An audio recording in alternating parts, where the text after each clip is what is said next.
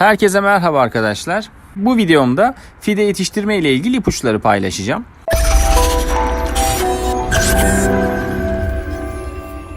Eğer kendi fidelerinizi yetiştirmek isterseniz bununla ilgili doğru işlemleri yapmak gerek. Ki bence doğal bahçecilik yapan her çiftçi de, doğal bahçecilik yapan her kişi de mutlaka kendi atalık tohumlarını kendisi çimlendirip kullanması gerekir diye düşünüyorum.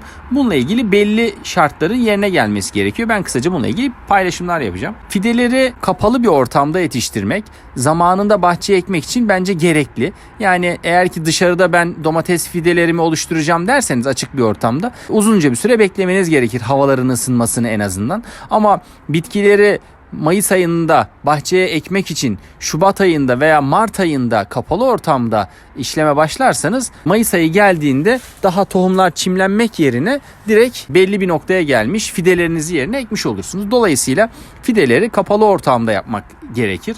Burada tabii ki kapalı ortamda yapmak ne sağlar? Nem, ışık gibi, sıcaklık gibi faktörleri kontrol etmenizi sağlar. Dış ortamda bunları sağlamak çok kolay olmayabilir. Dolayısıyla da tohumla ekseniz bile çok can sıkıcı sonuçlarla karşılaşabilirsiniz. Haftalarca uğraşıp fidelerinizi kaybedebilirsiniz. Bunlar yaşanabilir. Dolayısıyla bence birinci şart tamamen kapalı ve şartlarını kontrol edebildiğiniz bir yerde ekim yapmak. Ben bunu nerede yapıyorum? Ben evimin bir odasında yapıyorum. İkinci dikkat etmek gereken nokta sağlıklı ve taze tohumlar kullanmak. Eski tohumlar da kullanılabilir. Fakat çimlenme oranı eski tohumlarda biraz daha düşük olur. Eski tohumları da çimlendirmek için veya normal tohumları da çimlendirmek için önce nemlendirmek gerekir. Eğer bunu nemlendirmeyi yapıp sonrasından yerine koyarsanız tohumların çimlenme oranını artırmış olursunuz. Eski tohum olsa bile. Dolayısıyla ikinci dikkat edilmesi gereken şey de tohumların zamanı ve tohumların çimlendirilmeye başlama şekli. Ekim yapılacak olan toprak ılık ve nemli olması gerekir. Direkt ekim yapılacaklar için söylüyorum. Ama bunun dışındakilerde mutlaka toprağı dışarıdan bir şekilde ısıtmak gerekir. Tohumlar besin deposu olduğundan karıncalar ve diğer böceklerin de ilgisini çeker. Hatta ektiğiniz tohumların büyük bir kısmını taşıyabilirler.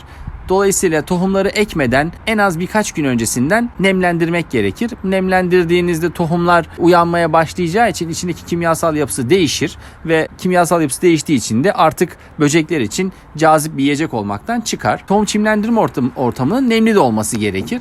Bunun için fide yetiştirme viyollerini bir naylonla örtebilirsiniz ya da önceki videomda yaptığım gibi bir çimlendirme ortamı kullanabilirsiniz. Eğer naylonla örterseniz çimlenme başladıktan sonra onu açmak gerekir ve ya da buradaki gibi bir ortamınız varsa bir iki hafta bu viyollerde büyümesini bekleyebilirsiniz. Direkt naylonla örttüğünüzde hepsi aynı anda çimlenmeyeceği için tohumların çimlenen tohumları oradan ayırmak gerekiyor. Bu da biraz işi zorlaştırıyor açıkçası. Dolayısıyla burada gördüğünüz gibi bir fide yetiştirme kabı ya da daha önceki videomda yaptığım bir fide yetiştirme kabı kullanabilirsiniz. Tohum çimlendirmenin diğer şartı tabii ki sıcaklık. Genellikle 15-20 derece arasındaki sıcaklıkta birkaç gün kaldığında çimlenmeye başlar.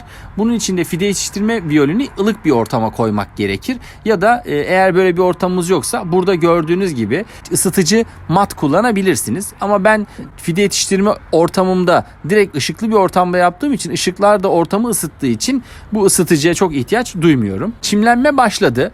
Bitkiler hafif hafif büyümeye başladıkları durumda artık en önemli gereksinim ışık haline geliyor. Normalde çimlenmeyi dışarıda yaptığınızda bazen haftalarca güneş açmayabiliyor. Dolayısıyla bitki yeterli ışığı alamadığı için de rahat bir şekilde büyüyemeyebiliyor. Kapalı ortamda ya da açık ortamda fark etmez, bir kere ışık yeterli olmak zorunda. O yüzden de normal bir floresan kullanarak ya da yetiştirme lambaları kullanarak fideleri olabildiğince büyütmek gerekiyor. Ben evde fideleri 8-10 santim oluncaya kadar önce ışıklı fide yetiştirme ortamında tutuyorum. Sonrasında da daha büyük bir ışık olan bir ortama taşıyorum. Fide yetiştiriciler de bunu bu şekilde yapıyor. Fidenin sağlıklı gelişmesi için toprak sürekli nemli olması lazım. Basit bir spreyle her gün nemlendirmeniz gerekir.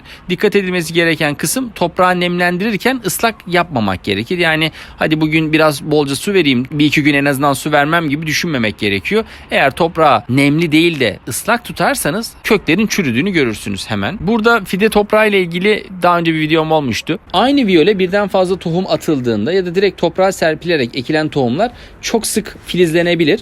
Bunda seyreltmek gerekir. Yani bir biyolde bir tane tohum olması, bir tane fidenin yetişmesi uygundur.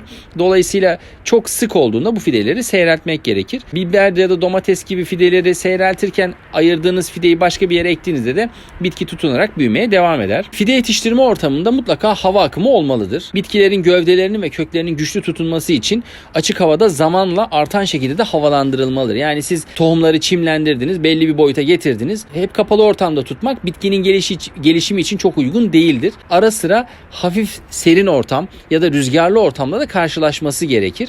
Dolayısıyla günde 1-2 saat soğuk havada ya da rüzgarlı ortamda bulunması fidenin daha sağlıklı ve güçlü yetişmesini sağlar. Tohum ekilecek viyoller ya da saksılar ekimden önce mutlaka temizlenmeli, dezenfekte edilmelidir.